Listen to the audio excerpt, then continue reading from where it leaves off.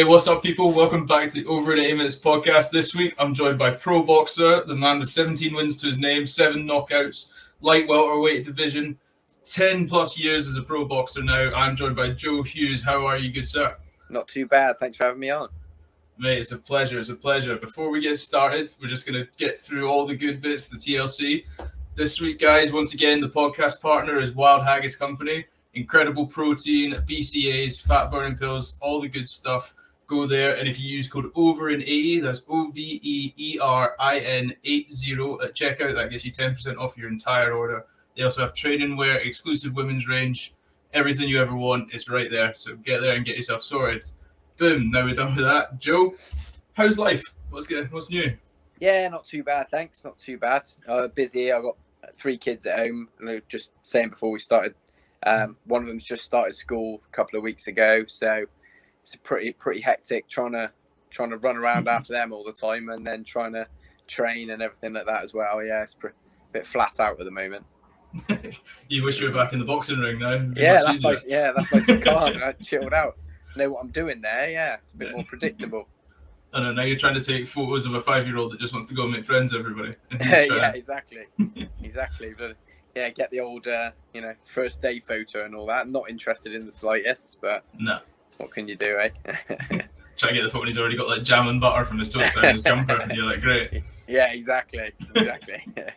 Oh, mate, it's good to see, and it's nice to see like moments like that. It's nice to see the happiness that comes from people. I've seen it over your Instagram the past couple of days. It's nice to see the happiness coming through. Yeah, it's great. Yeah, I mean, that's what it's all about, really, isn't it? I mean, when you got kids and that, it's just your whole perspective changes, and they really do like bring joy to you, sort of thing. Those little moments and stuff like that. So yeah, it's great. Amazing. Right, well, Joe, as the fans have come to expect and got used to now, we're going to start off with the quick fire questions. Just simple would you rathers, whichever one comes into your head first, answer it, and then if it's a bit questionable, I might be, Joe, you have to explain yourself, but there's nothing here to stitch you up. Nothing that's going to be in the press on Monday morning. Catch me out, yeah. Easy one to start off with, Joe. Tea or coffee? Oh, coffee, definitely. Definitely, coffee. Yeah. Coffee solves all. If you're tired, coffee. Sleepy, coffee. Yeah, exactly. Just fancy getting some sugar, coffee. And, I never used to drink caffeine at all until we had the kids. Speaking about the kids, it's a parent podcast, but never touched caffeine until then, hardly ever. I couldn't handle it. I'd be up all night, but now I bloody live off of it non-stop. Can't help it. 10 coffees a day, I can understand it. Our kettle's constantly warm. I don't think our kettle's been cold in 10 years. Right. Oh, night out or a night in? Oh, depends. I used to love a night out. Probably a night in nowadays. Nowadays, a bit old. Getting a bit old. Bed by 10 is coming more and more appealing every day. Yeah, well, on a night out, I'm normally in bed by 10 anyway. So, ain't that different. Right. Would you rather win a boxing fight with a first round knockout or a last round knockout? Oh, first round knockout, definitely. Really, the one? Yeah. You're not sore the day after. It's the old saying, you don't get paid overtime. It's definitely true. If you can be over there without getting, it hurts having a fight, Without the mascara under the eye. Yeah, exactly. Sunglasses on for a week and that, yeah. Oh, I can't remember. I heard it on a podcast once. It was one boxer who said, if you've had a boxing fight and you look like you've not been in a boxing fight, it's a good one. Yeah, that's very true, yeah. Right, sweets or chocolate? Chocolate, definitely. Right. If you had to get rid of one tomorrow, would you get rid of boxing or dogs? Boxing or dogs? Boxing. Yeah, gotta be. I've got my own dog. I couldn't. Yeah. Couldn't get rid of it. Couldn't get rid of him. Yeah. I could handle not getting punched in the face again. Couldn't handle the dog. Be quite nice, in fact. Yeah. God, don't say that. I'm gonna get worried. I'll tuck you into retirement or something. I'm like, Joe, I'm sorry. Yeah. TV series or a movie? Oh, tough one. I think it depends on the mood. I'd have to go TV series, I think, but I do love a movie as well. Yeah, I think Netflix and stuff's taken over now. Yeah. Right. If you're looking to relax after a tough day, bath or a shower? Shower. Not a bath, man. Yeah, I don't enjoy a bath. No. Right. If you're on one of your old nights out, would you be in a nightclub or would you be in a pub with some live music? Pub. Definitely a pub. I'd rather go to a pub, and I'd rather if it was quiet music, to be honest. Yeah, just civilized conversation. Yeah, basically. Or get your head down in the corner, like. Yeah. I like that. I like that. Right, you're in the gym. Would you rather do sparring or would you rather do a cardio session? Oh, sparring every day of the week. Yeah. Enjoy it. We try and limit it now, not do too much of it. It's the easiest way to pick up injuries, and long term hitting the head isn't the best thing for you. But that's my favorite bit. The sparring and the fighting and the actual boxing, doing the cardio, the running and all that. Not interested. But you do it obviously, but begrudgingly. Yeah. Fair enough. Would you rather like bourbons or custard creams with a cup of tea, or just on their own? Bourbons, definitely. Bourbons, definitely. Yeah. I had to spend 20 minutes explaining bourbons to somebody from Canada the other day. Couldn't go down that. Right. If you're trying to get something organised, are you more likely to FaceTime or text somebody? Definitely a text. Really, not a FaceTime kind of guy. Nah. No, I'm not great with all this. Like this is I struggled figuring out how to do this. You only got to click a link. Yeah. Oh no, mate, you should have seen me trying to set up the first one. It was terrible.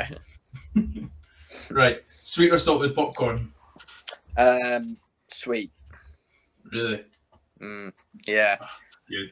Everybody says salted, but I'm a sweet man. Can't stand salted popcorn. Yeah. Salted crisps, something like that. If you want something salted, but popcorn. Yeah. I agree. Socks and sliders, yes or no? Are they acceptable? Oh, they're not, are they? They're not, but I do it. I wear them. Yeah. I was going to say, I definitely do them, so I'll wait to see what his reactions to that. Yeah, it's not acceptable, but can live with that. I still wear them. Right, what's your go-to musical? Oh, I don't know. We watched The Lion King a couple of times with my wife and the kids. That counts. Yeah, that counts, counts. isn't it? Yeah. No, the actual musical, I mean, but still The Lion King, isn't it? But it still counts. People are singing and they tell a story through the song. That's a musical. Exactly. Yeah. There we go. See, wasn't that bad? Quick fire questions with Joe Hughes smashed out. Nothing crazy there. You're good. Right, Joe, we're going to start right at the very beginning. We want to get in there nice and early. So how did you get into boxing? How did boxing find you? Was it from birth or was it quite like in the teens? No, so I started boxing when I was 5 years old. Wow. I originally did 8 years old. Sorry, with boxing. I originally did martial arts, taekwondo when I was 5. My dad took me along to trick me into doing physio for my shoulder. For those who don't know, I've got a disability called Erbs Palsy, and basically a load of the nerves in my neck were damaged when I was born, and my shoulder was dislocated. And as I've grown, my arm's shorter and weaker and everything like that, and I've always had to do physio since I was a little baby. Right. And obviously being a kid, you don't want to do the physio and all the stretches and exercises and everything like that. It's just boring, so I was never interested. But so my dad tricked me, really, taking me to martial arts, doing that. And then obviously the boxing was even more just with your hands and the arm. So he took me to boxing then when I was 8, and I've never looked back. Oh, amazing. So when you go into your first boxing gym, was it an instant like this is for me, or was it just a case of like you almost had to be taken back by your dad, that your dad had to be like, you've got boxing training today? No, I absolutely loved it when I first went there. So when I did the taekwondo, I really enjoyed that, but I preferred the punching anyway to the kicking. And then when it was boxing, it's you're only no one's going to kick me. You don't have to worry about the kicking. It's just punching. I thought it was great. And the gym where I first boxed, Malmesbury Amateur Boxing Club, was like your real sort of old school spit and sawdust type gym. People who've been in gyms will understand what I mean, but it had like a certain smell to it. Even it was it wasn't a nice smell. It was horrible. Like if you went in there for an hour or two, you come out, even if you hadn't trained, your clothes would stink of it and everything like that. It wasn't nice, but it had like a certain. It was quite atmospheric. It had a certain sort of feel to it, and everyone was there. It was sort of it was a hard. You had to work hard. If you turned up, you had to have your t-shirt tucked in. If you didn't have a t-shirt tucked in, you get kicked out. If you didn't turn up to a training session for whatever reason, unless it was a good reason, you'd get kicked out of the club. If you were like, I'm going to football tonight, I can't make it, to the coach, you say, okay, yeah, no problem, but just don't come back next week. It was sort of what? yeah. Wow. Yeah, well, it was, I've got some on this week. I'm going to my friend's house tonight, so I won't be there.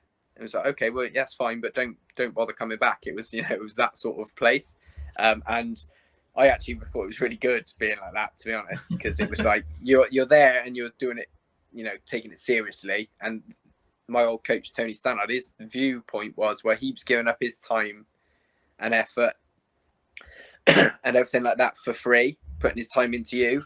It was for free. I thought it was like a paid club. I'd say it was free. I think it was £20 for the year when I joined. Right.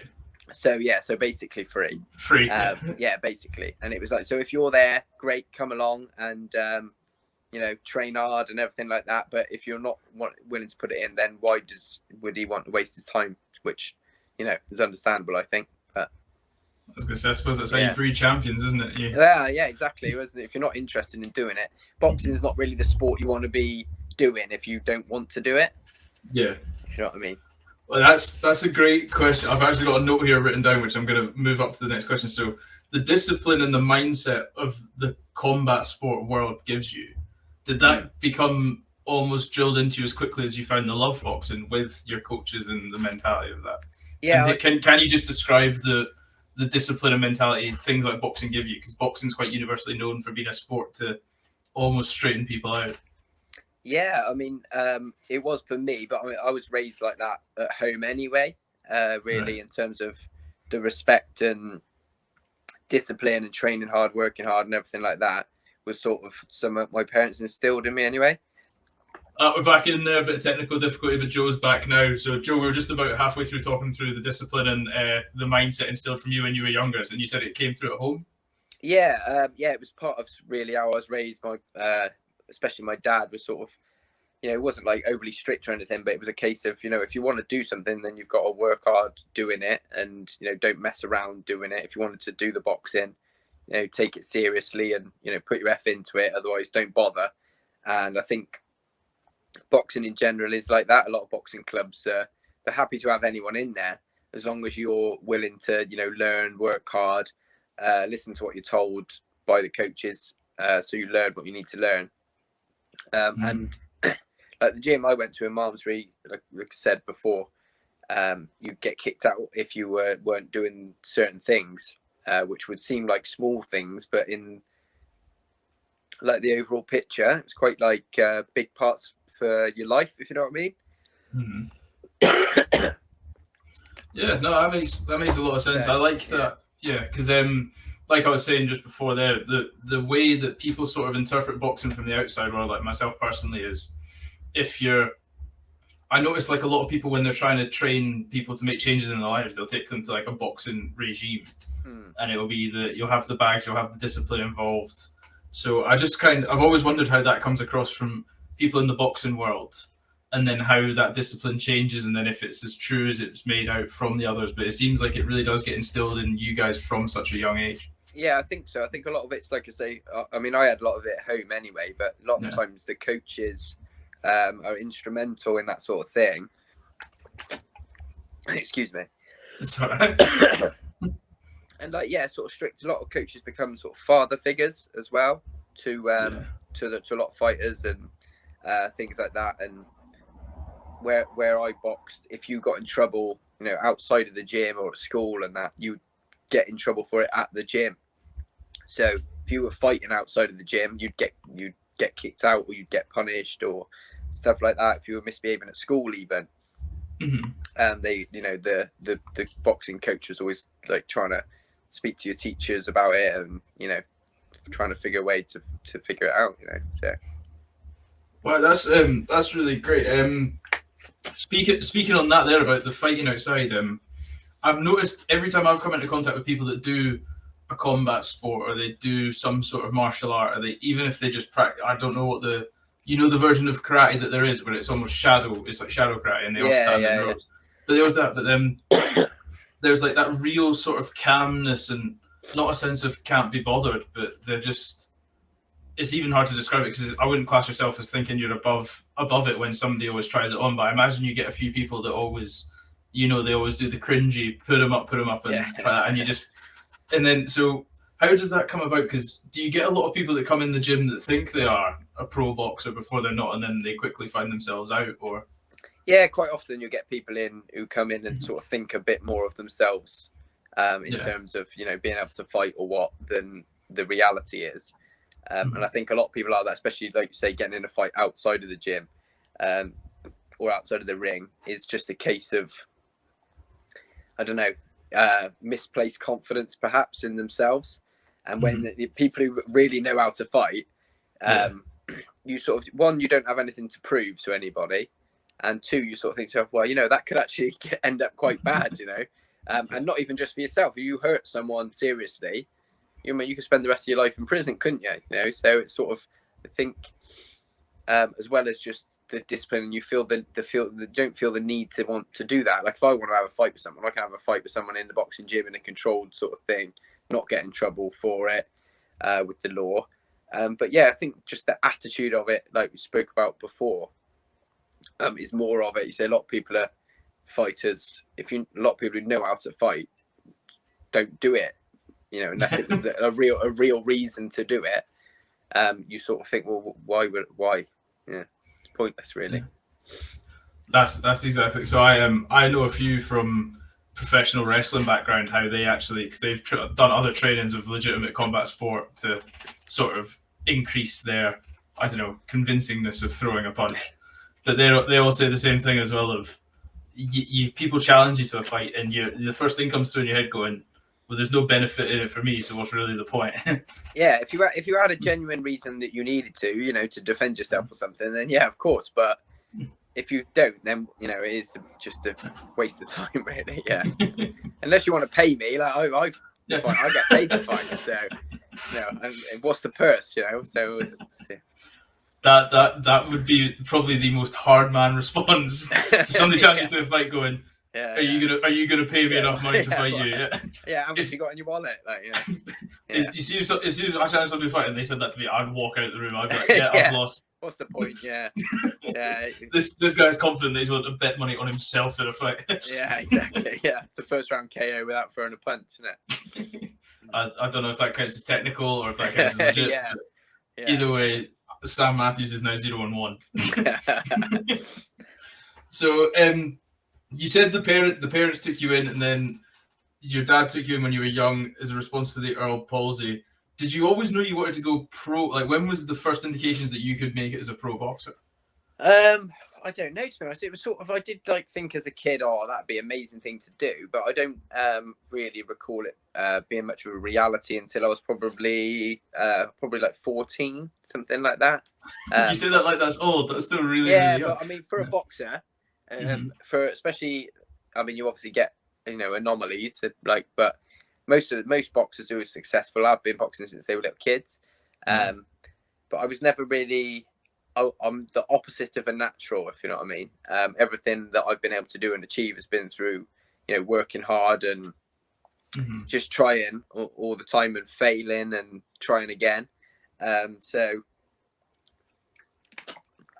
originally it was just I had the goal that I want to have a fight.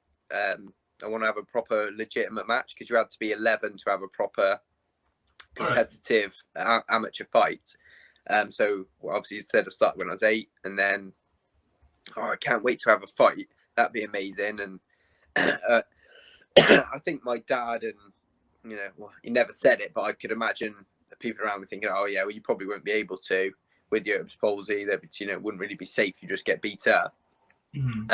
So just to have a fight was, you know, a big target at first, and then, you know, I had a fight and I won. And then a few more, and I won some, I lost some, and then it was sort of to, well, if I could win you know, an area title as an amateur for my sort of age and weight, what a massive achievement that would be for someone with my condition. And I did that, and then it was, oh well, what about if I won a national title? If I could be, you know, the number one at my age and weight in the country, with my condition, would be sort of thought of as impossible, really. So I eventually managed to do that, and then when I did that, I think I was 14, the first national title I won, and the first time I boxed for England, represented England as an amateur. By then I'd sort of thought, well, I must be doing all right. You know, was the number one in the country at my age and weight, and so why couldn't it be a career for me? So yeah, it probably was about then you start sort of thinking more and more about what could be, you know, what the future could hold. Wow, that's incredible. I never even realised you got to number one in the country at age and weight, and that never even came up in the research when I was looking for it. So that's an incredible achievement. And like you said, we'll talk about Erbs Palsy now, because it's not you as a person. It doesn't make you as a person, but it's a considerate part of your life. Yes. But, yeah. Definitely. So Erbs Palsy, can you just give like a sort of a brief definition and explanation to the listeners? Because obviously I know about it and I've had the pleasure of speaking to you and knowing you for a while now, but some of them might not know what Erbs Palsy is. Yeah, so basically, I mean, most of the time it occurs in birth. So when I was born, my shoulder got stuck on my mum's hip on the way out. Right. The nurses, the midwives just pulled my head too hard and just yanked my head. And eventually my head came out. My shoulder didn't really, and my arm didn't, and sort of got stuck behind. So it damaged a lot of nerves in my neck and leading off into my shoulder and the right-hand side of my body. And because of that, my arm doesn't function as it's supposed to. So it's probably quite hard to see here, but my right arm, I'll try and show you, a bit awkward.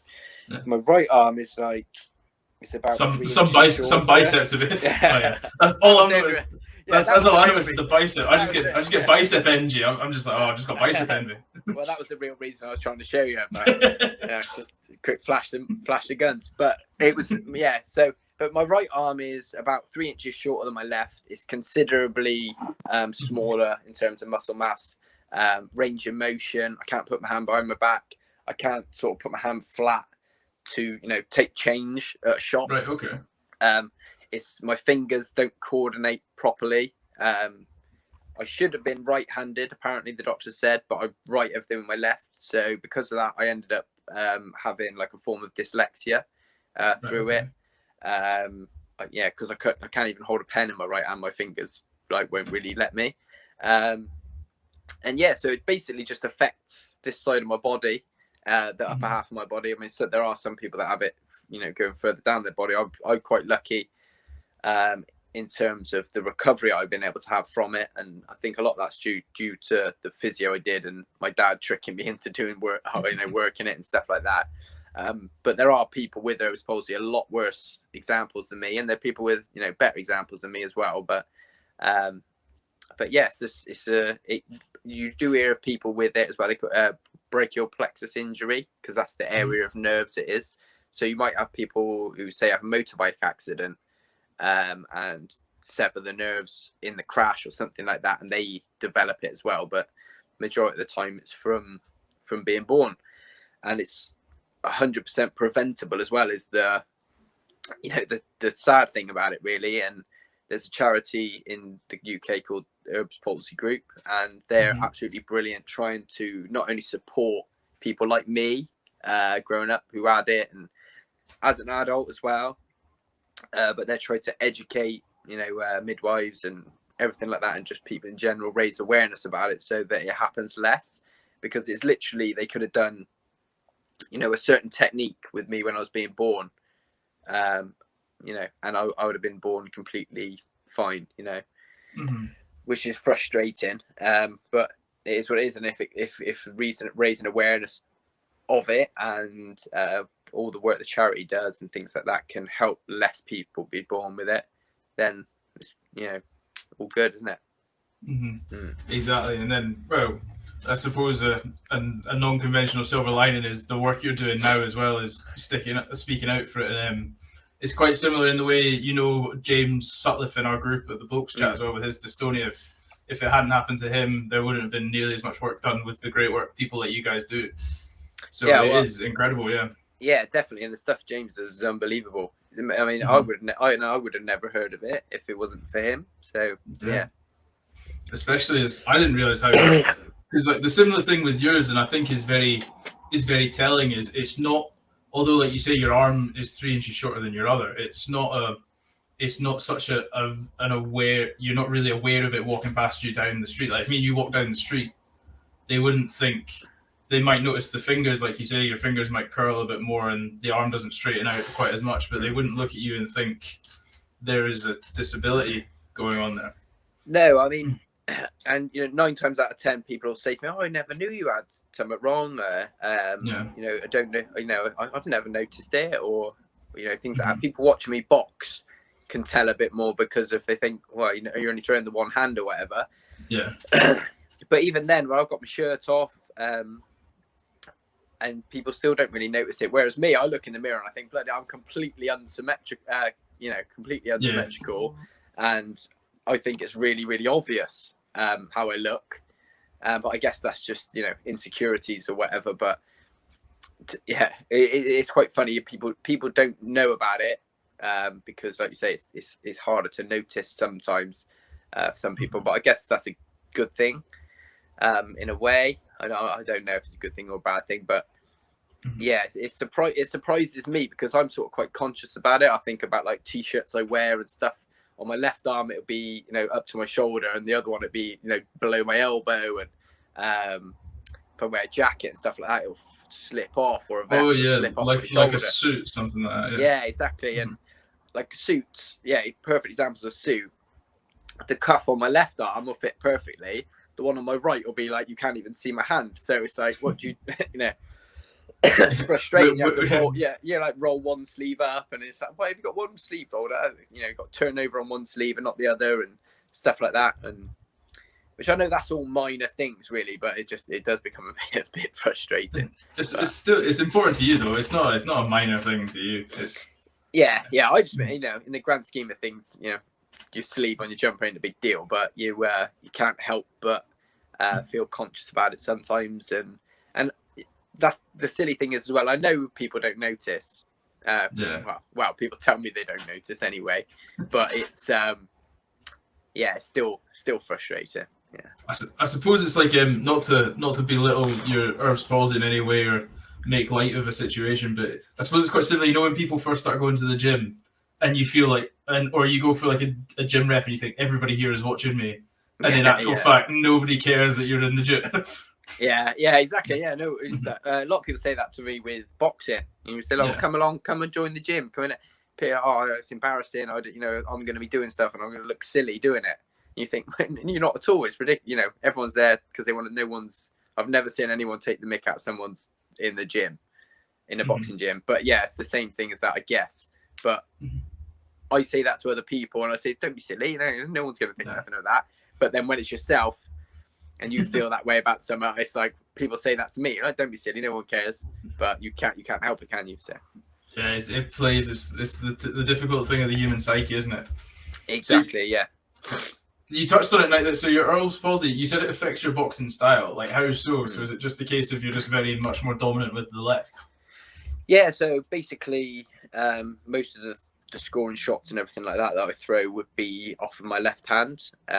Jabs, hooks, uppercuts, and things. But predominantly, 97%, 98% of it is in my left hand. Probably I do throw right hands, but they're not. I have never knocked anyone over with a right hand. So most of it's going to be with my left, and it's not that I can't punch hard with it. It's more not the coordination with it, but with my left hand it feels completely natural throwing it. I don't have to think about it at all. But with my right hand, it's sort of, there's always a delay. I have to think to throw it. So at the level I fight at, you don't have time to think to about throwing something because it's too late by the time you've thought about it. So it becomes a bit tricky. But I use it to defend and use it for blocking and everything like that. And like I say, trying to throw it, and every now and again I do, and it lands because they're not expecting it at all. Which is quite good. But one day, it's improving all the time. I think I'm working on it all the time. Always trying to strengthen it just so that for everyday life, really, as well as just as well as the boxing. But you never know. One day, next fight, big right hand knockout. I'll put money on it. 10 quid. Joe Hughes to win with the right. 1,000,000 to 1. Yeah, get good odds on it. Yeah. First round, first punch, right hand. Yeah. Well, as long as you give me out. Yeah. Mate, if it comes in, I'll take you on holiday. So, that actually goes nicely with the pro career, because we're going to move on to that next. But with the Erbs Palsy, has it ever? I don't know how to word it correctly, but not bother you. But have you ever sort of thought of, like, I'm not trying to say, because it is you, and I don't want you to not be annoyed at yourself. But have you ever just thought, oh, if only this right hand was sort of working a wee bit more? Yeah, definitely. Yeah. I probably think that every other day. That probably runs through my head. I've spoke about it in interviews before, where you sort of think, yeah, if my right hand was as good as my left hand, I believe, without a shadow of doubt in my mind, that I'd be a world champion. And I would have been years ago. I'd have been a world champion. I mean, I was European champion with one arm. So what would I have done with two? But in terms of that, I probably wouldn't box anywhere. Probably would have never even started boxing. And if it wasn't for the fact that my right arm is the way it is, my left arm wouldn't be what it is either. So my right arm's weaker than it should be, but my left arm's probably, twice as strong than it should be as well. So it's difficult.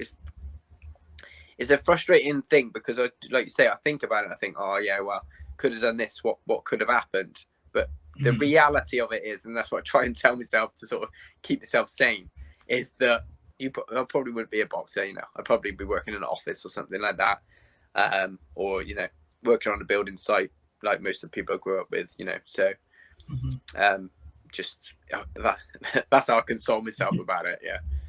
Joe, that is an incredible mentality outlook to have. That is properly inspiring. It's like you said, you've. I don't want to. I'm trying not to make a pun or make light of anything here, because I really don't want to. But it's like you've done the most incredible, if not, like you said, impossible. You're actually beating professional boxers with, not to be like take the piss, but with one hand behind your back. Effectively, you are you are winning professional boxing matches with almost one hand. Yeah, well, that's a cliche, isn't it? When you could win that fight with one hand behind your back, or you can win that fight with one hand. It's like a derogatory way they'd say about an opponent or something like that. Yeah, I could beat with one hand. I don't need. That's every fight I have. Every fight I have, I'm using one hand. Or you'll hear the odd thing about someone injures their hand, breaks their hand mid-fight, or dislocates a shoulder mid-fight, or any number of things. And then, wow, they fought the rest of that fight. They only used one hand, and they still, either survived or they managed to win the fight. Yes, that's what I've done in every single one of my fights.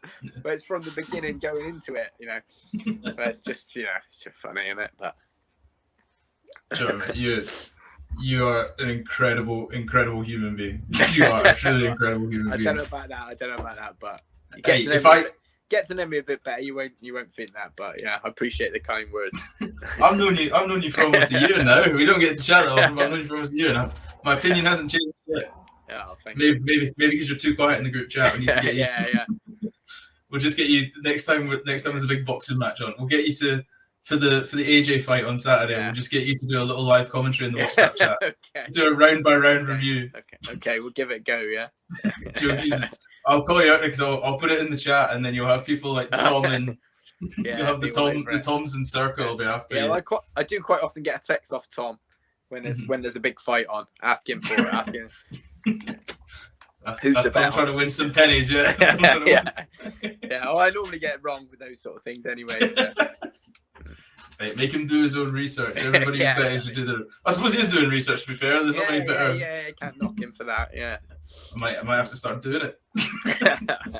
You're gonna be sick of it. What you're gonna have to do is just get to the bloke's WhatsApp, and every time before a big fight, just before anybody asks, you just put it in the chat anyway. Yeah, here it is. Before you ask me one at a time. I'll just put it out there. I've only got to write it once. There. So. I've got 3 kids. I'm going to bed. Stop texting me. Yeah, leave me alone. I'm not watching it, but this is what'll happen. Yeah. Oh well, that's a nice little walk on. Actually, I want to ask you about. I was doing some research on you, and I was just the best way I found to do research on people is scroll through their social media, because they put stuff up there that they would never put up in interviews and stuff like that. Yeah. And I was looking back to a photo of you, and you were at GB camp in 2009. Yeah. Well, when I was amateur, I boxed for England multiple times, and I was on a few training camps and that with the GB squad. I was never on there like a full-time boxing for them. Because they said I didn't have the potential to win international fights because I only threw the left hand, and they said the rear hand was the number one scoring shot. Even though when I was 17, I beat the world under-19 silver medalist, but I didn't have the potential to win medals internationally. Was their thought, because I didn't throw the right hand. But I was training a few times up with the GB guys. Yeah. What are the camps like there? Because I can't imagine is it like I imagine you're probably used to quite a strict environment, considering you were told if you miss a training session you're not coming back. But is it a very hands-on experience there, or is it like long days in the gym? Or? Well, when I was there, I don't know if it's still the same now. I mean, it changed all the time. And you're talking, say 12 years ago or whatever. And I know it's evolved a lot since I was up there, purely with the extra funding and everything like that. But when I was up there was like a Premier Inn around the corner. You stayed at the Premier Inn, and there was like groups of us. So there was all, other fighters there. Bunking, or every man gets his own room? No, I think there was 2 or 3 to a room. So 2 or 3 to a room, and then you were told what times you had to be around the gym, or you had to be there back around it was the EIS in Sheffield, the English Institute of Sport. Oh yeah, I know. And you go round that. You had to be around there at, I don't know, 6 or 7 o'clock first thing for running on the track, and then you had to be back there at 10 o'clock for a skills session. Then you had to be there at 2 o'clock for something else, and it was sort of like that. But then in between, you just go and crash in the hotel and not really do a lot. It was a bit boring, to be honest. You was just training, and I used to try and sleep on the other times, because I was that age as well, where you sort of think, I want to go home, really. I want to be up here all weekend training. I know it's probably the wrong attitude. Well, it is the wrong attitude about it, looking back on it. But I was sort of like, oh God, I'm up here stuck in a hotel room all week. And your mates are having fun. Yeah, exactly. You're having a massive opportunity, being able to train with the GB guys and everything like that. But I was, I'm gonna go home and go out, really. But yeah, it was all right. It was good. It was good training. All the trainers up there were good. Like I say, it sort of leaves a bit of taste in the mouth for me personally, because of, I was sorting something out the other week. I was doing something in the loft, and I had there was an old letter from the GB thing, and it was like feedback. And I showed it to my dad, because I was like, look at it, and it was like, you need to throw your right hand more, was like the first one. It was like working more on the right hand, working more on punching at range with the right hand, it's like, I've got a disability in my right arm. Do you know what I mean? Yeah. I'm trying my best. I've been trying, It's like, give me a different feedback. Tell me to work on my footwork. Tell me to work on my head movement. Tell me to do something. Whether they just didn't they must have known, because I told them, but whatever. No, it sounds like it might have been a bit of a cop out from them more than anything. Yeah, I think so. It was frustrating as well, because it said I was the number one at my age and weight when I was younger. My last amateur fight, I won the senior ABA, so I was the number one in the country as a senior at my weight, and then I didn't get picked. The reason I turned pro, because the Commonwealth Games for that year was 2010, and they said whoever won that ABA competition would go to the Commonwealth Games. I won it, and I didn't hear nothing from them, nothing from England. I guess they just thought, well, we won't pick him because he doesn't throw his right hand. I was like, well, just. That's bullshit. That is bullshit. Yeah, it's a bit of like a bit of taste in the mouth for me personally, like I say. But it was a good experience, and it's funny looking back on it now, because I mean, you're speaking of AJ wasn't on there when I was on there, but I think he came a little bit afterwards. But like Tyson Fury was up there, Billy Joe Saunders, people like that was training all together and stuff like that. So that's funny looking back on it now. The names in the room. Yeah, exactly. Like if you looked at the time, obviously no one knew. Everyone there was sort of talented boxers, but yeah, some of the guys that sort of come through, and yeah, it's pretty cool. Like even on that picture I put up recently about the training, that like 2 or 3 of them on there are world champions. I think Callum Smith was on there. There's a couple in there that have been to the Olympics and stuff like that. So yeah, it's quite cool looking back on it. It's crazy. I didn't even have this written down, but you've almost put the thought in my brain there, is for the size of Great Britain, and the history it has in the sport of boxing. Obviously, we get the interviews with like Costello and Bunce on Radio 5 Live and stuff, but the history and the skill that comes out of British boxing is almost unparalleled in terms of people per area and people per gym. Yeah, because you think of your Canelos and people like that, and you see the documentaries where they've got boxing gyms filled with 3-year-olds that are knocking 7 bells of hell out of each other. But like, do you notice that as a boxer in the scene? Do you think the like say when you're fighting the internationals and you're beating them comfortably? Do you sit there and think, going, I've had tougher fights just on random Sundays in British gyms and stuff like that? I don't know about that, but it is disproportionate, really, especially when you think. I think in this country, I would say the majority of people look down on boxing as well in this country. It does have almost a negative rep, doesn't it? Yeah, I think so. Sort of in wider society. Obviously, there's millions of fans as well. And people who think it's great, but it's funny because like you say somewhere like Mexico, it's basically their number one sport. Boxing and football is like hand in hand in Mexico. In this country, it's like a sideline, if you know what I mean. Obviously, there's football, rugby, and all sports which I like as well. But boxing is sort of pushed out the way. That's for thugs, and when I growing up, it was almost like that attitude to it, and there's people who are always calling for boxing to be banned and everything like that, and it can be dangerous, of course, but I think it does a lot more good than bad. But going off on a tangent, really.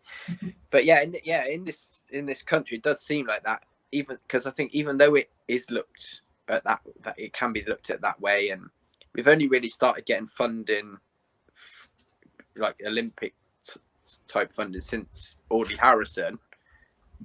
But even from that, it's like even before that, it's we've been so successful in this country and the UK and Ireland for a long time, and I guess you could say probably a lot of boxing, they would say, sort of started over here. It's one of the old things, but whether that's true or not, I don't know. But it's I don't think it was legal boxing that started. No, it wasn't. No, definitely wasn't. But yeah, I mean, I think there's a lot of top talent, and like you say, sort of, if you said pound for pound, using a boxing term in terms of as a country, we got to be up there. I mean, there's, like you said, there's states in America. There's individual states that are bigger than the UK. So then they're not doing too bad. No, as an outsider looking in, the British boxing scene is doing very, very well. Yeah, I mean, we got the two number one heavyweights in the world. Who refuse to fight each other. Yeah, exactly. If only they'd fight each other. But and which has always been, for a long time, it was always an American. And then obviously we had the Klitschko's for a long time, have been the number ones, and then now it's a couple of British guys, which is huge for the sport in this country, and hopefully it'll just keep growing. I think you hit the nail on the head. I think the problem with Britain is because Britain's such a cultural melting pot of people. I mean, like, you look at AJ and for himself and like the history that he's got with Africa and how he's so not rooted with his African, but he really respects his African heritage, of that we have so many sports and cultures that all try to fight for a place. It's like you say, you've got football and rugby, cricket, tennis, everything coming on.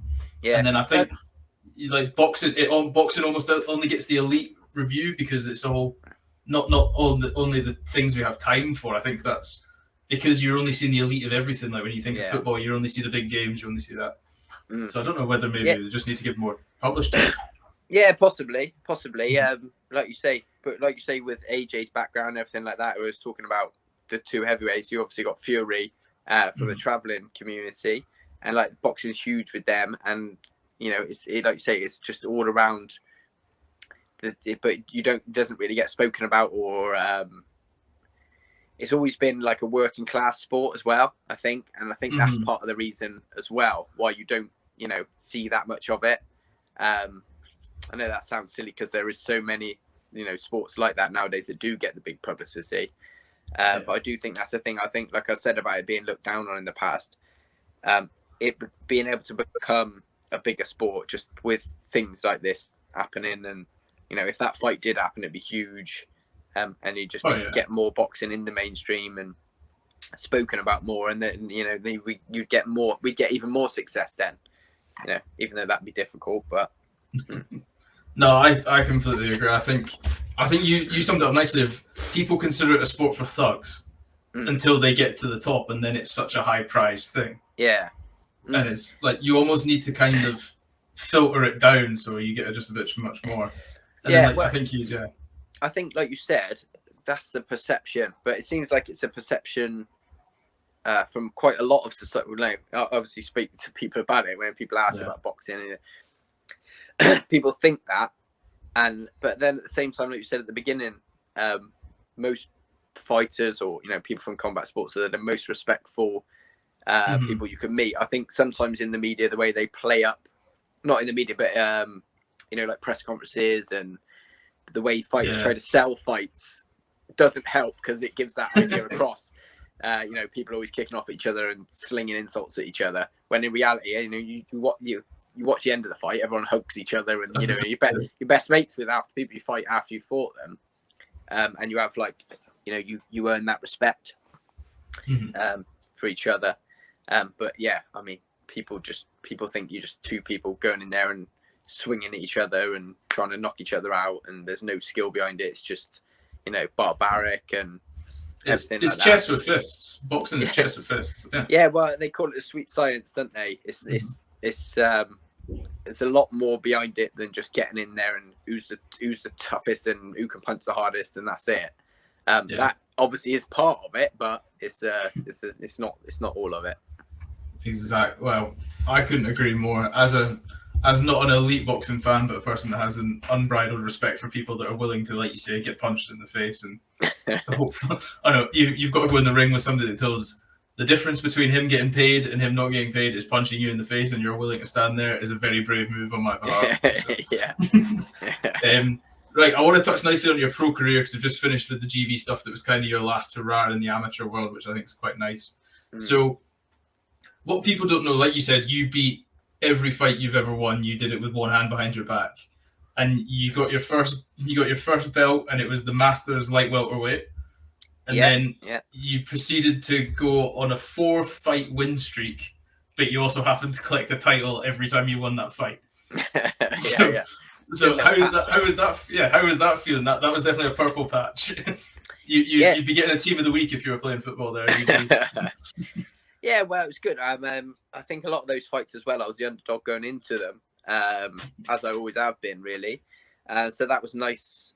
Not in all of them, but certainly probably some of them that I won. And it's nice.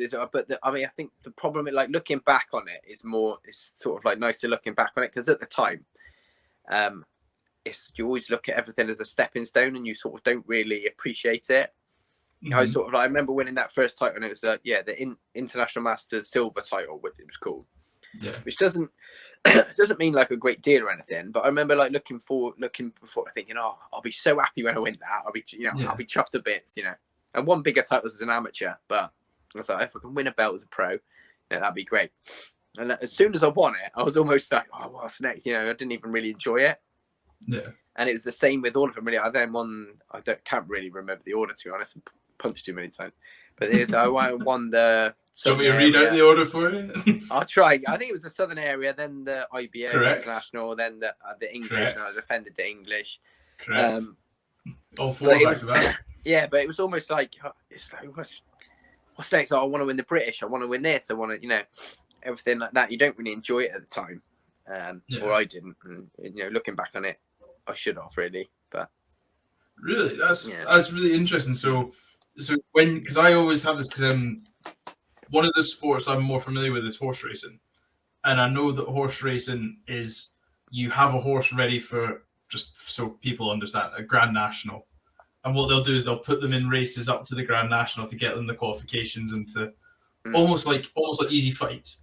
And so you hear a lot of people do this with boxing. Like, you'll give, I think Tommy Fury's the best example in the world right now, because he's the brother of Tyson and he's fighting people that are 0-12. Yeah. And you're thinking, so is that what they were doing with you, getting you up to the welterweight? Is it a lot of this strategic planning for fights, or were you just like no, not really. Put whoever you want in the ring, and I'll knock them out? That was basically the thing, really. It was sort of when I first turned pro, I was signed with Frank Maloney, and it was Kelly Maloney now, but he lost his TV deal after I'd had, I think, 5 fights. Sky all went across and it all fell apart, and I sort of had to sort of rebuild my career from scratch with Andy, my trainer now, my manager. And it was sort of just, let's just take what we can get, and everything I was offered I said yes to pretty much, and they just were what came up. So I managed to get that fight, and like Andy worked hard trying to get me all this stuff sorted out for me.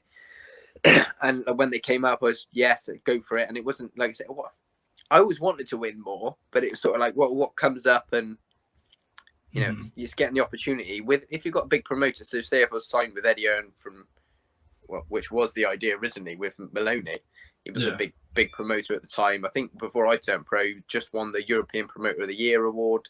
So that was the idea really. When you've got a big promoter, you get those easier fights and stuff like that, building you up. I mean, most, you know, nearly all pros do have easy fights at the beginning to sort of get their experience as a pro, and it's very different to amateur boxing. So it is, you do, you know, have a bit to learn in fights that you should win. But when you start winning titles, it's sort of just who's the next challenger. And I didn't have a promoter behind me by then, so I didn't have the luxury to have warm-up fights or easy fights, or, you know, easy defenses, or pick who I wanted to fight. Oh, that belt's vacant. Can I pick who I want to fight, or anything like that? Sort of just what comes up and what the border control ordered, stuff like that is what happened. And yeah, it worked out all right for me in the end. But that's because you did all right. yeah. Talking nicely about vacant titles, just bridging on there. Are you aware that you never actually lost the English light welterweight title? You just vacated it twice. Yeah, I know that. Yeah. Have you ever thought about calling out the guy who's got it just now? Yeah, win it a third time. Like, yeah. Well, yeah. I mean, it's just one of those. It's the same with the Southern Era. I never lost that either. And it's just the way you normally do. If you have a title and you get offered a shot at a bigger title, you know, a lot of the time you either vacate that belt before you even fight, or, you know, if you fight for that belt, fight for the bigger title, and you lose, if you know, you sort of lose the other belt as well, because if they're in the same thing. So if you were the English champion and then you fight for the British title, and the person you're fighting is English, and you lose the belt. Oh, that's not cool. Yeah, but yeah. Well, that's how they were doing it then. That's how they explained it to me anyway. Maybe they were like bullshitting me, and they, you know, they just wanted it to come out. But So what was it like winning so after you relinquished the English light, you then won the European light? How was that feeling to win? Like you said, you kept looking towards these bigger and bigger prizes. When you had that pro belt that had European written on it, was that like a milestone for you? Yeah, that was huge. That was winning the European title. When I won the English titles, that was huge to me, because it was sort of I'd achieved. It was a national thing. It was, you know, an English titles are, you know, a legitimate, you know, big title to win as a pro. You wouldn't see too many fights on the TV for it, but you know, people in the boxing community would respect, you know, an English title. And again, for someone with, you know, like me to win it was, you know, a big deal. I mean, I always felt like I could win more. I mean, I still do now. I still, you know, but, and then I thought I won the British, and you know, it was a draw, and, you know, everyone thought I won, but they gave it a draw. So in my head, I was like, oh yeah. And then I challenged I was going to say, I watched that on YouTube watching for this, and I can't believe it was a draw. Yeah, exactly. But then I challenged for the European. When I challenged the first time, I lost. You know, going into the fight, I hadn't had the best preparation. I had surgery a few months before the fight on my left arm, which obviously. So you had both hands behind your back. Pretty much. Yeah. And I'm not saying I would have won anyway. But it would have been a better fight. But I did lose. I lost that fight fair and square. And then I sort of went back to it, and I was like, well, I really want that belt, you know. and it sort of like reinvigorated me, if anything. And I had a little, speaking of easier fights, I had another fight in between that wasn't really a big fight, just, got another win. And then when I got the offered the fight in Italy for the European again, I was sort of like, yes, this is my chance, I was brought in as the easy fight for that one, if you know what I mean, as the easy cut. It'd be respectable because he challenged for it before, so we can sell it as a good fight. He's experienced, everything like that. He's former English champion, former European challenger. We'll bring him over to Italy. My opponent, Scarpa, they were sort of thinking, he'll beat Joe, no worries. And then it was their show. They're thinking, easy win for them. Scarpa would get the title, he'd be a big star in Italy. And obviously I sort of spoiled that. But it being, everything was against me going into that fight. I was obviously the away fighter. Matchroom were sort of co-promoting it with an Italian promoter, but he was the their fight. Obviously, Matchroom would rather I won, but it was the Italian guys that it was their show. It was in Italy. My granddad died a week before the fight, so that wasn't great going into it. One of my kids brought home a stomach bug from a party. I think it was 2 or 3 days before it flew out. This is an advert for fight camps right now. Exactly. And just everyone thought I was going to lose going over there. Obviously, with my right arm, everything like that. But I've been brought over there as the opponent to lose. I mean, I won the fight so clearly that even in Italy, which is renowned for bad decisions, I mean, it's not as bad as England anymore. Like, England's been terrible for it, but historically, it's quite famously bad for decisions. And going into that fight, it was the first Matchroom Italy show, right. So there's no idea. They all have been like relatively fair, I think, but I didn't know that going into it. And I won it so clearly. They still gave it to me, but one of the judges still didn't give it to me. Do you know what I mean? I remember. There was absolutely no question, I thought, by anyone. Like, no one could even argue it was close. And they still tried to, give him the decision. One of the judges. So to do all of that and then still win it and come away with the title, it was definitely the highlight of my career. And I think even if I won a world title, I think the circumstances surrounding that fight would make.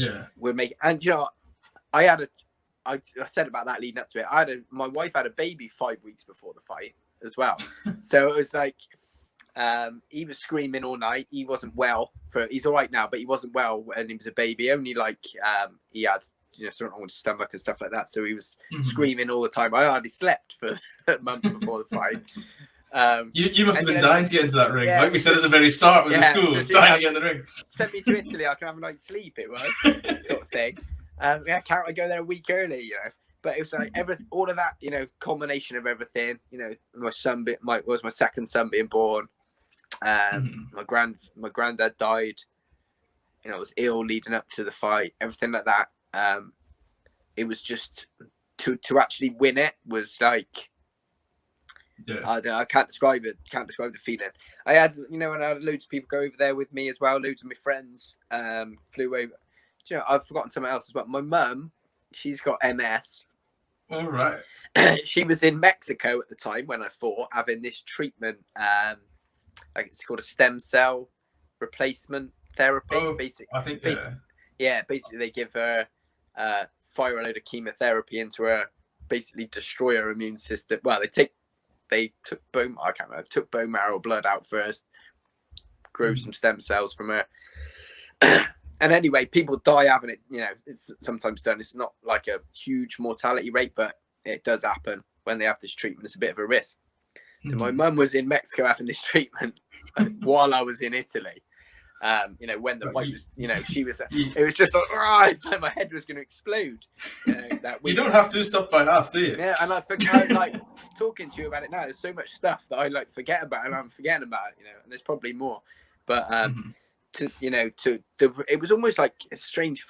I'm probably other sports people might understand what I mean, but it was almost a relief the relief of winning it. It wasn't like joy, it was relief. You know, it was sort of like, oh, all of that's been through all of that and it's over. Even though obviously those things weren't over, it's a completely separate thing. It was almost like I've tried to keep myself together and everything like that. Keep myself together mentally, physically, emotionally, you know, like just hold myself together almost. To be, you know, just to weight off my shoulders almost after the fight. It was great. Well, I can't imagine, like, that must have almost felt better. I'm not saying it would have felt good losing the fight the first time, like you said, but then having, like you said, you almost had that movie, like, you know, when they say the movies of they're against him, his mum's in hospital, like Mexico, but hospital, your wife's at home with the newborn crying. That is a very Rocky-esque picture that you've managed to paint for yourself. It sounds like a lie. When I was saying it, I'm like, this probably sounds silly. People aren't going to believe me, but yes. Right, it's exactly why I started this podcast, because stories like these are in the world and nobody knows about them. And that's why. But like, so that second time, like, how good? Like, I know you said you couldn't really describe it there, but it's like, what emotion came over you when you just, like, as soon as looking down the main camera, and you can see that every Italian has tried their hardest to give it to the guy stood right next to you, and the ref just goes, Joe Hughes is the winner in the new European Light Welterweight. Yeah, I mean, well, people who know me, especially when it comes to the boxing, I don't really show any, you know, emotion. Like, I'm not like jumping all over the place when I win a fight, and I'm not crying all over the place when I lose a fight. I'm pretty stoic, really, and I'm like that in life, really. But I was smile on my face. You know, a lot of people say that to me after. Like, you're not happy that you've won. Why aren't you smiling? I'm like, you know, it's just a fight, isn't it? It's what I do. Exactly. That's what I went there for, to win, and I've done it. So it's, you know. But yeah, I was definitely, like I said, it was a big feeling of relief, but it did feel, you know, it was good as well. I did, you know, I was, you know, jumping all over the place, and it's a bit annoying, really, because it would have been nice to go out, you know, celebrate, have a drink, you know, have something nice to eat, everything like that. But by the time I got out of the drug testing, all my, you know, friends had all gone, had all left. You know, it was gone midnight. Everything in Florence was shut by then somehow. You know, it was just a quiet, you know, place. We ended up, me and Andy, was my manager, and Darren Sullivan, who came with us as well, in my corner. No, that's not the Sullivan family from West Ham. No, different Sullivan. No. We went back to our hotel. We had two, I don't know, bottles of beer in each of our mini bars, warm beer. We all went back to the same room. Let's just drink. We had like two bottles of beer to celebrate. Two like little bottles. It's like, there you go. You know, the wild, you know, glamorous life of professional boxing. Just won the European title and just sat in a hotel room drinking two warm beers. But I tell you, they tasted nice. I was about to say, I bet that was simultaneously the worst beer and the best beer you've ever drank at the same time. Definitely. Yeah, 100%. Yeah, could have been. I bet it's a memory, isn't it? So we'll have to wait for the Vegas penthouse roof party. Yeah. You and Money Mayweather just throwing cash at literally exactly. Anything. Yeah, throwing all the money at the strippers and everything like that. Yeah, going crazy. Yeah. If I get an invite on that one, I don't know how I'll react.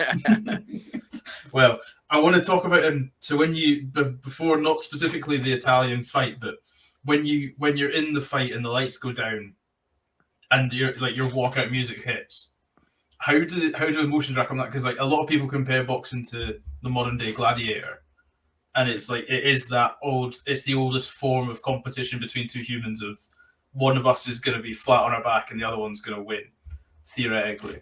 How do the emotions and what goes through a boxer's head when the lights go down? Like, do you train specifically for that, or do you kind of is there no preparation for it?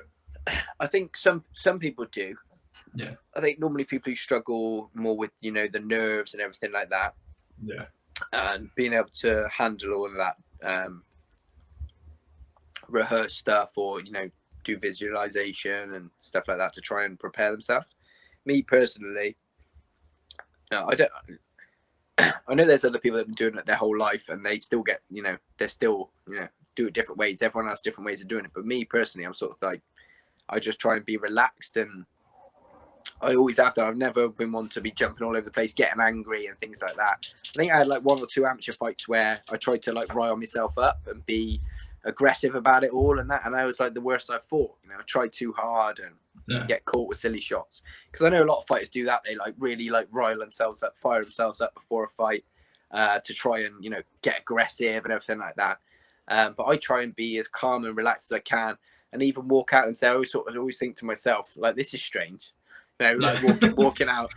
Like, why are you here to watch me? Yeah, and I just think to myself, like, oh, this is weird. Like, all these people there, everyone's staring at you, obviously, when you're walking out for a fight. So I'm just like, oh, what all these people, you know, just everyone's staring at you. It's almost a bit awkward, or like I feel like that anyway. I know some people love it, they like, thrive off it, and they, you know, love that sort of attention and everything like that. But it's sort of, I just find it a bit bizarre. It's a bit weird. I don't know, but yeah, I just try and stay calm, focused on it. And it's sort of like a strange feeling in your head. And I always think of it like you go and touch gloves, and then you go back to your corner before they ring the first bell. And half the time I think, oh, this is weird. Why am I even doing? You know, why am I even doing this? How is this a profession? Yeah. Yeah, especially now in the 21st century. How is this? You know, you're allowed to. You just have a fight, you know, and you know you're fighting each other for money, and it's a bit weird. Yeah, but like. And it does sort of seem strange, and like after something, so I'm not going to bother doing this again. It's too stressful. But like straight afterwards, you're like, oh, that's great, you know. However it went, you know, you want to do it again. Yeah, it's a weird feeling. It's a feeling I haven't had doing anything else. Probably the only way I could describe it, which is relatable, isn't it? I think there's no way to describe it, and I've never had it doing anything else. So there you go. You say that, but every person I've spoke to has said that about their own sport. They go, it's that feeling that you can't get from anything else. Yeah. I can see why so many fighters, you know, really, really struggle with retirement and go to drugs and turn to drugs and drink and have so many issues outside the ring after they retire, because it is I mean, there are people, obviously, you know, you're chasing that high. And I mean, even for myself, I wouldn't say it's a high. It doesn't feel like a high to me. But it's definitely, I know some people would describe it as that, but me personally, it's not. But it's sort of, I always sort of describe it's just who I am almost. And it's like, if I'm not doing that and I can't seem to, I haven't fought for over a year, but I'm sort of like, I know it's going to happen again. So I'm not really worried about it, because I sort of think, well, I know it's going to happen, and I get to do that again. Wow. But when I can imagine when there's, you know, nothing, it's never going to happen again. You're never going to have that feeling again. No matter how many times you were in the gym sparring and everything, it's not the same thing. I can 100% understand the struggles that people have, you know, with that sort. And I guess that's any sport really, or, you know, not just sports, but, you know, when you do something you've done your whole life, and then it's, you know, you can't do it anymore. It must be very difficult. I think it must be difficult for guys like yourself as well, because, well, when you think about footballers, they're playing, some of the pros are playing 3 games a week now, and you're doing what, you've done 24 fights, including amateurs total. So yours is a lot more spread out, isn't it? Well, yeah. Well, I had 70 amateur fights, so I had a lot more amateur fights. Yeah. Yeah, I had 70 as amateur from being 11 years old to being 19 was my last amateur fight. And I wish I'd had more pro fights. You know, I've been injured so many times. I haven't been active as much as I want to be anywhere near. But, you know, it's still, you know, I've nearly had 100 boxing matches. I had 100 at least martial arts fights, things like that. I've had fights in Taekwondo. I've had kickboxing matches. I did judo for a bit. I've, like, you know, done like loads of different types of combat sports growing up. And it's almost like, yeah, it's just what I do. Do you know what I mean? So I've been through that feeling so many times that if when it comes to it, and it's never going to happen again, it'll be strange. But wow. So talking about the lights and how the lights really, and you, like you say, you acknowledge everybody around you and you go, this is weird. Like, how, once, like you said, as soon as you touch gloves and then go back to your corner, how lonely does the ring almost feel, or does it just feel like, you know, the cliche of once people say like once you step between the ropes, you're back in the boxing gym just training again. But like, does it feel different? Yeah, it does feel different. It feels different than training, because there's just so much more, you know, so much more important, so much more riding on it. In training, it's almost blasé, you know, can be. You don't really stress about it too much, and you're in the gym every single day, or I am. So it's completely different in my opinion. It's just like a heightened thing. It's like you're just completely focused on that, and then you do little things to take you out of it. Like, I know a lot of people say they can't hear the crowd, but I always can. And you hear people and you see people and things like that. And I know you probably should be laser focused, and you try, but you can't help it. Yes, but it is it's a strange sort of thing. And you know, like, but when you're in it, you know, say you're nervous before a fight and everything like that. When you're actually in it, it's just you're in it then, and that's that. And you just, you know, you're trying your best, and you're trying to figure them out. You are thinking about, you know, what's going to be the best thing to do, what you should try and do, everything like that, as well as reacting to what they're doing and everything like that. So it's hard to describe really, but yeah. So you are thinking, but a lot of it's automatic, and you know, a lot of it's muscle memory and twitch fiber. Yeah. No, I completely understand. It's amazing how many things can be understood without saying in the world of sport. For somebody who goes, I can't describe it to you, but you know exactly what I mean. They do. Yeah, exactly. So to round off the segment of your pro career and do it quite nicely, we've discussed the past.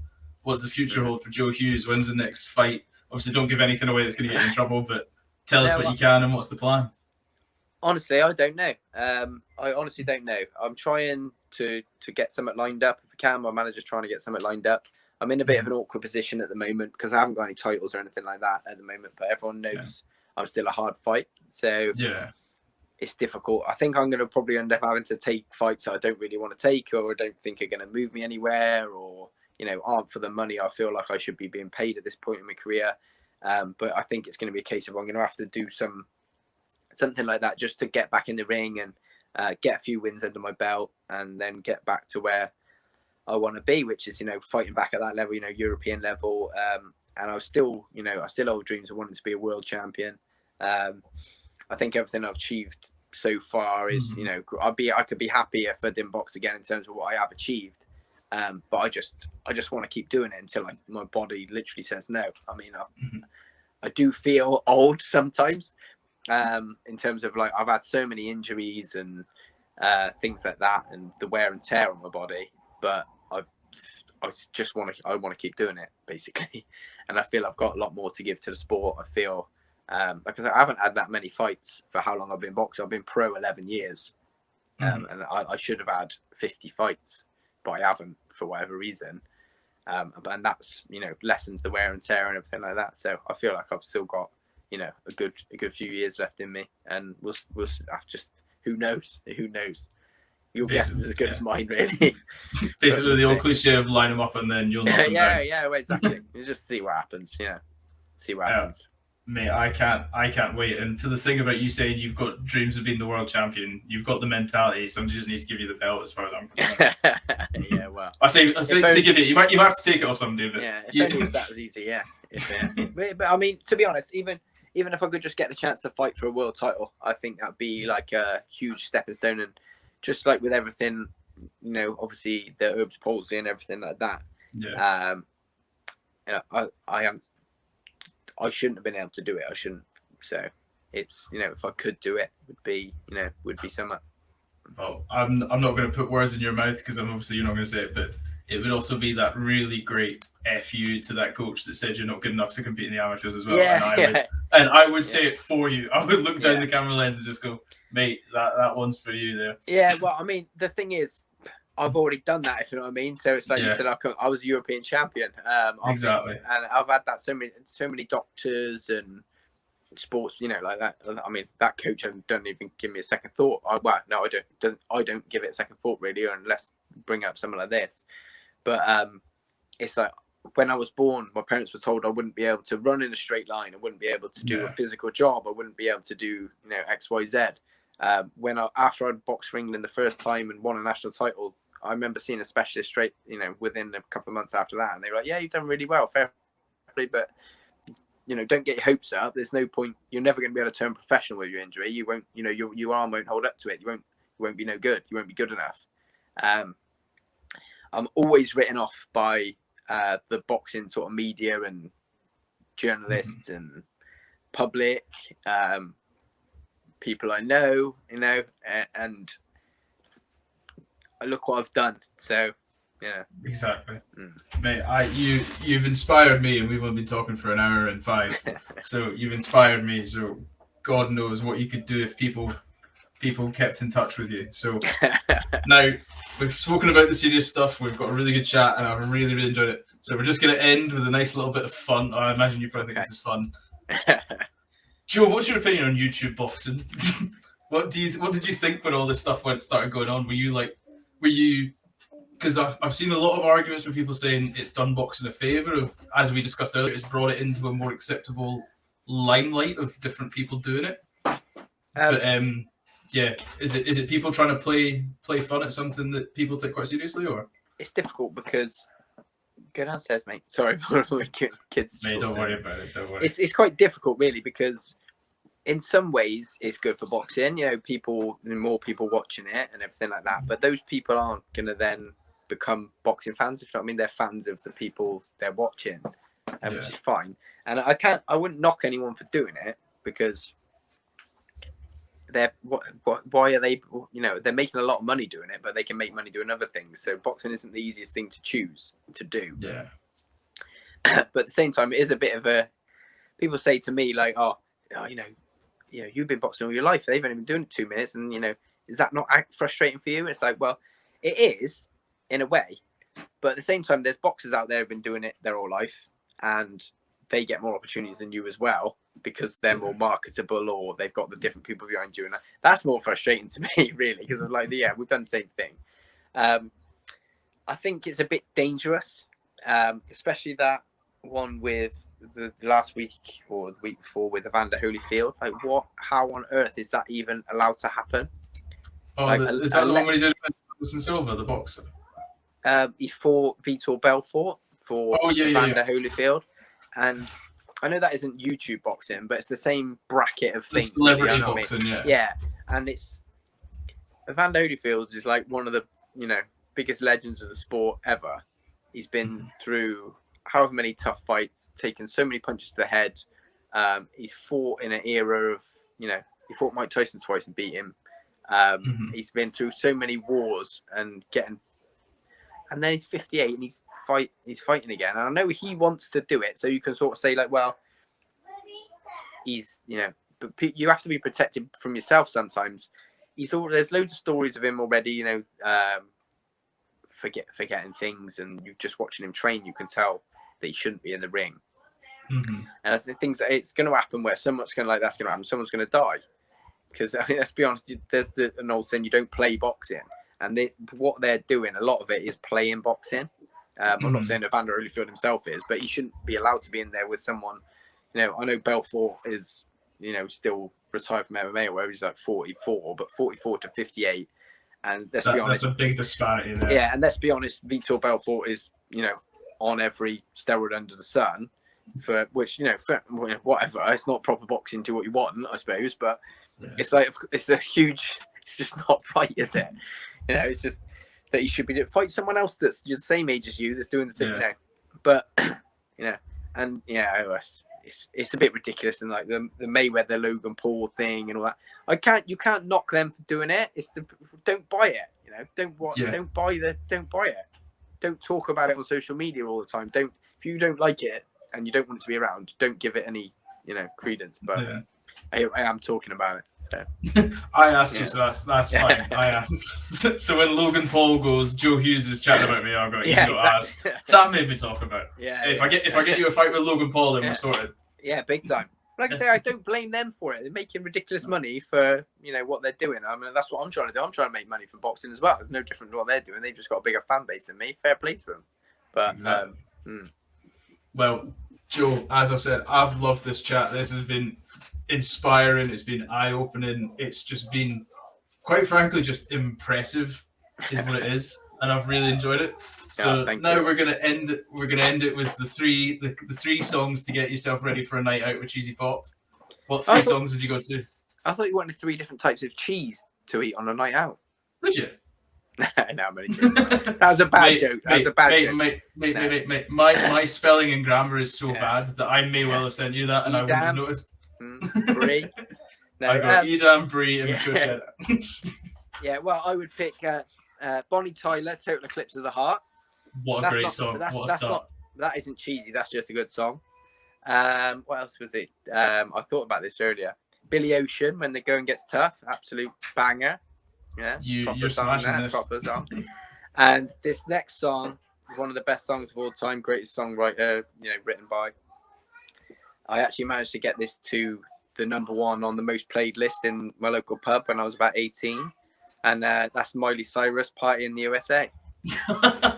What a great song! You have smashed that. I can tell you now with the listeners. Party in the USA is going to go down a store. I hope so. Well, it should do. Exactly. I mean, I struggled to find any cheesy songs. None of those are very cheesy, but just good songs. I say cheesy, but nobody finds them cheesy. It's just good music, isn't it? Exactly. Well, I'll let you get back to your Friday night. Where can we follow you on socials to keep up to date with your stories? I'm at Joe Hughes Boxing on Instagram, at Joe Hughes Boxing on Twitter, and I think it's Joe Hughes Boxing Limited on Facebook, but I think the tag's still at Joe Hughes Boxing. Tried to make it as easy as I can, not for being good at social media, it's just so I don't forget. But yeah, that was follow me on there if you want to shoot me any questions. Amazing. Well, that's good. All those links could be down in the description below. So is the one to the Erbs Palsy charity in the UK that Joe mentioned earlier. That's going to be there. Blokes is going to be down there as well. Men's mental health, young mental health group that me and Joe both represent. Great people doing great things. Got the cap right here as well, bit of product placement, but it does the stuff. Too right. Yeah, got to be done. Got to be exactly. done. And to the listeners out there, as usual, thanks a lot for listening.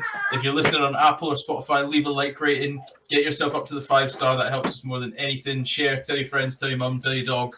If you're going to be mean on social media, at least make it funny, and then I'll nick some retweets off you that way. If you've got constructive criticism, I always want to hear it. Anything else doesn't really offend me. I've got quite thick skin because I'm quite a big guy, so we're all good. Ladies and gentlemen, thank you so much, and I'll see you next week. Joe, thank you for coming on, my man. Thanks for having me. Pleasure.